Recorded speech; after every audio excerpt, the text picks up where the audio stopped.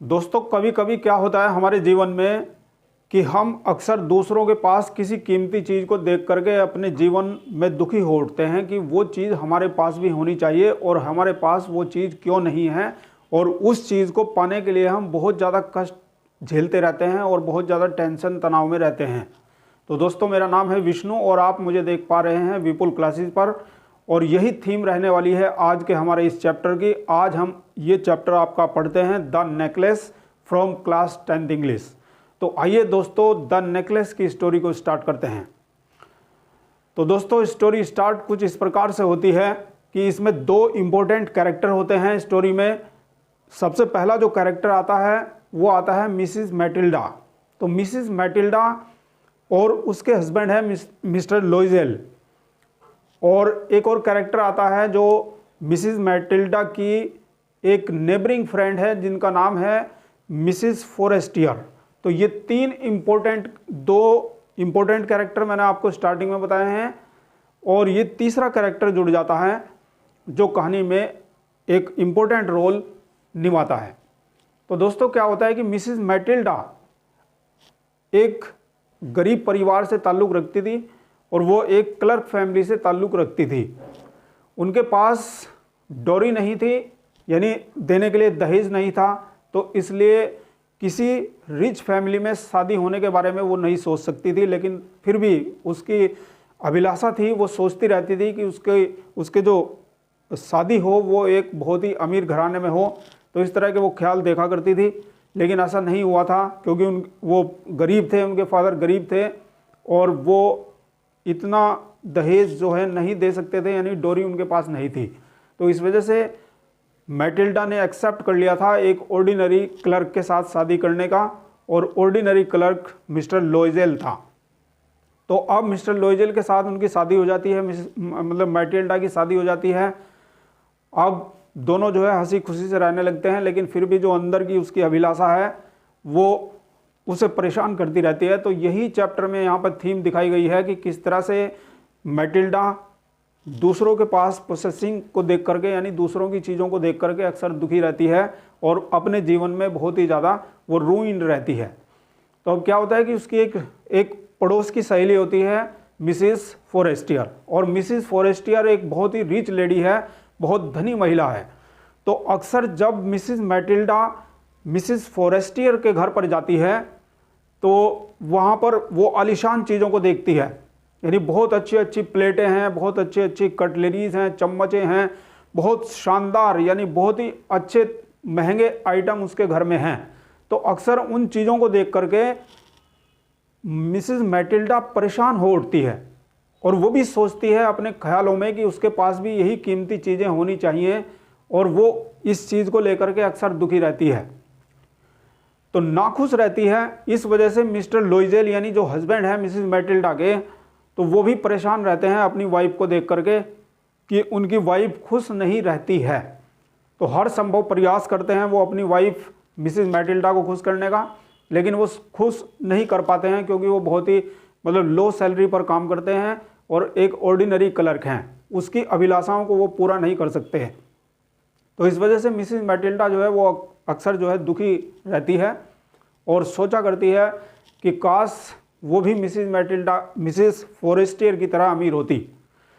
तो यही चीज़ें यानी दूसरों की चीज़ों को देख करके अपने जीवन में दुखी लाना, ये हमें बहुत ज़्यादा परेशान करता है। तो आज की सोसाइटी में भी कुछ ये ऐसा ही होता है। तो ये बहुत ही इंटरेस्टिंग थीम जो है हमारे राइटर यहाँ पर द नेकलेस चैप्टर में देते हैं। तो एक दिन क्या होता है कि मिसिस मैटिल्डा के हस्बैंड मिस्टर लोइजेल एक दिन शाम को घर पर आते हैं, और जिस दिन वो शाम को घर पर आते हैं तो उनके हाथ में एक इनविटेशन कार्ड होता है, यानी वो एक इनविटेशन कार्ड के साथ एंट्री करते हैं घर में। और इवनिंग में आज उनका मूड बहुत ही अच्छा है और वो सोच रहे हैं कि इस इनविटेशन कार्ड से वो मिसिस मैटिल्डा को खुश कर देंगे। तो वो सोच रहे हैं कि शायद आज मिसिस मैटिल्डा खुश हो जाएगी। तो मिसिस मैटिल्डा को वो इनविटेशन कार्ड दिखाते हैं, तो वो इनविटेशन कार्ड जो था वो एक मिनिस्टर्स के यहाँ पर एक बॉल का था, यानी बॉल का मतलब होता है दोस्तों पार्टी, जहाँ पर दो कपल डांस करते हैं, और ऐसी पार्टी का इनविटेशन उनके पास आया था और वो किसी मिनिस्टर के यहाँ पर था। तो इसे देख करके जब इनविटेशन कार्ड मिसेस मैटिल्डा को मिस्टर लोइजेल दिखाते हैं तो वो फिर भी खुश नहीं होती है। तो तब वो कारण पूछते हैं कि आप खुश नहीं हो, तो तब वो बताती है कि मेरे पास पार्टी में जाने के लिए साड़ी तो है, यानी अच्छे कपड़े तो मैं मैनेज कर लूँगी, लेकिन मेरे पास गहने नहीं हैं, मेरे पास मतलब ऑर्नामेंट्स नहीं हैं।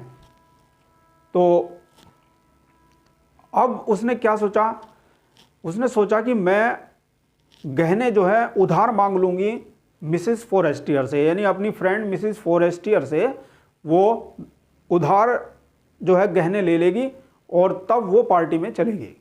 तो वो यही करती है, वो मिसेस फॉरेस्टियर के पास जाती है, अपनी सहेली के पास जाती है और वहाँ से उसका नेकलेस जो है, गले का हार उधार मांग लेती है और फिर वो तैयार होकर अच्छे से रेडी होकर के वो फिर पार्टी में चली जाती है। और पार्टी में बहुत ही मतलब बहुत अच्छी शानदार पार्टी है और वहाँ पर उसने डांस किया था और जब उसने डांस किया था तो सभी लोग जो है उसके डांस को देख रहे थे और वो पूरी पार्टी में बहुत खूबसूरत लग रही थी।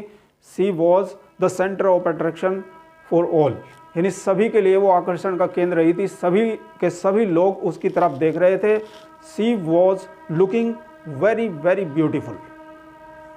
तो इस तरह से उनकी पार्टी बहुत अच्छे से बीतती है और फिर वो पार्टी से बैक वापस अपने घर पे आ जाते हैं।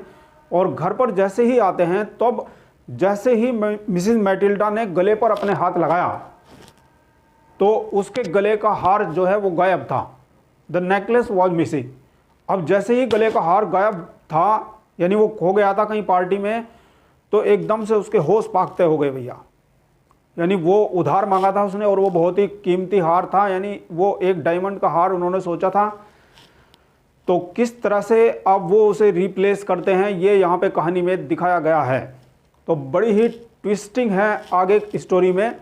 तो आइए दोस्तों आगे की कहानी को शुरू करते हैं। तो आगे क्या होता है कि अब क्योंकि मिस्टर लोइजेल को यानी मिसेस मैटिल्डा को वो हार लौटाना है, तो लौटाएंगे कैसे, क्योंकि वो हार गायब हो चुका है, यानी वो खो चुका है हार। अब क्या करते हैं कि इसके बदले में नया हार जो है वो मिसेस फॉरेस्टियर को देना होगा और उस हार की कीमत जो है वो आंकते हैं दोस्तों 36 फ्रैंक्स। तो 36 फ्रैंक्स यानी वो सोच लेते हैं उसे डायमंड का हार। जबकि क्या होता है कि 18 फ्रैंक्स जो है मिस्टर लोइजेल के पास पहले से ही मौजूद थे, उसके पिताजी ने उन्हें दिए थे। तो बाकी के 18,000 फ्रैंक्स वो उधार मांगते हैं और उधार मांग करके यानी अपने दोस्तों से उधार लेते हैं, लेंडर्स से उधार लेते हैं, जैसे तैसे करके मैनेज कर लेते हैं। और जब उनके पास में 36 फ्रैंक्स हो जाते हैं तो फिर वो एक नया डायमंड का हार ले लेते हैं और उसको रिप्लेस कर देते हैं। तो अब क्या होता है कि उनके ऊपर कर्जा हो जाता है, यानी लोन, ये जो उन्होंने उधार लिया है पैसा, तो इसको बहुत बड़े अमाउंट में उन्हें चुकाना पड़ता था। तो इस वजह से क्या हो गया कि उनका पूरा परिवार जो है बहुत ही पैथेटिक कंडीशन में आ जाता है। यानी वो अपने एक मतलब छोटे से घर में रहने लगते हैं और जो नौकरानी होती है उसकी भी वो छुट्टी कर देते हैं और खुद मिसेस मैटिल्डा जो है वो घर के काम करने लगती है, यानी झाड़ू पोछा कपड़े धोने ये सब कुछ काम जो है वो अपने आप सीख लेती है, अपने आप करती है और बहुत ही कष्ट झेलती है। यानी उसके जीवन में, उसके लाइफ में बड़ी सफरिंग्स आती है और उस कर्जे को चुकाने में पूरे 10 ईयर्स लग गए थे उन्हें, यानी पूरे 10 साल में उनका वो कर्जा चुकता हुआ था। तो इसी बीच उन्होंने बहुत सारे खर्चे अपने कम कर दिए थे। तो दोस्तों अचानक से क्या होता है, यानी 10 साल के बाद में मुलाकात होती है मिसेस फॉरेस्टियर से मिसेस मैटिल्डा की। तब क्या होता है कि जब मिसेस फॉरेस्टियर मिसेस मैटिल्डा से पूछती है कि भाई क्या हाल चाल है, सुनाओ, ये तुमने जो है अपनी ये हालत कैसी बना ली है, क्या कंडीशन तुम्हारी हो गई है। तो तब वो जो है बताती है मिसेस फॉरेस्टियर को कि जो मैंने आपसे उधार मांगा था नेकलेस, यानी वो मुझसे खो गया था और जो हमने आपको लौटाया था उसकी कीमत जो है वो 36 फ्रैंक्स थी और हमने जो है धन उधार लिया था, 18,000 फ्रैंक्स उधार मांगे थे और उनका कर्जा चुकाने में 10 साल हमें लग गए हैं। तो इस वजह से हमारी थोड़ी हालत जो है कंडीशन थोड़ी सी रूइंड हो गई है। तो तब वहाँ पर मिसेस फॉरेस्टियर बताती है कि ओह अरे वो हार तो नकली था, यानी वो डायमंड का हार नहीं था और उसकी कीमत केवल 500 फ्रैंक्स ही थी, इससे ज़्यादा नहीं थी। तो तब उन्हें पता चलता है, यानी ये कहानी का एक बहुत बड़ा ट्विस्ट है। यानी उन्होंने उसे हार को सोचा था कि वो एक असली का डायमंड का हार था, लेकिन वो एक फॉल्स हार था, यानी वो एक नकली था, एक आर्टिफिशियल नेकलेस था जिसकी कीमत केवल 500 फ्रैंक्स ही थी, उससे ज़्यादा नहीं थी। तो दोस्तों, इस तरह से मिसिस मैटिल्डा ने अपने जीवन में बहुत ही कष्ट सहा और अपने जीवन को उसने बहुत ही रूइन किया, यानी वो अपनी अभिलाषाओं से बहुत ज़्यादा परेशान थी। तो इस तरह से हमें ये जो है चैप्टर यहाँ पर ख़त्म हो जाता है और चैप्टर की कहानी हमें एक बहुत ही अच्छी शिक्षा दे करके जाती है दोस्तों, कि हमें दूसरों की चीज़ों को देख करके बहुत ज़्यादा लालायित नहीं होना चाहिए और दूसरों की चीज़ों को देख करके हमें उसे ही लेने की अभिलाषा इतनी ज़्यादा नहीं रखनी चाहिए कि हमारा जीवन ही जो है परेशानी में पड़ जाए और हमारे जीवन में कष्ट आने शुरू हो जाएं। तो थैंक यू वेरी मच दोस्तों वीडियो देखने के लिए। ये वीडियो यदि आपको अच्छा लगा है तो इस वीडियो को कर दीजिए लाइक और चैनल को सब्सक्राइब करके पढ़ते रहिएगा विपुल क्लासेस में। Thank you very much for watching this video.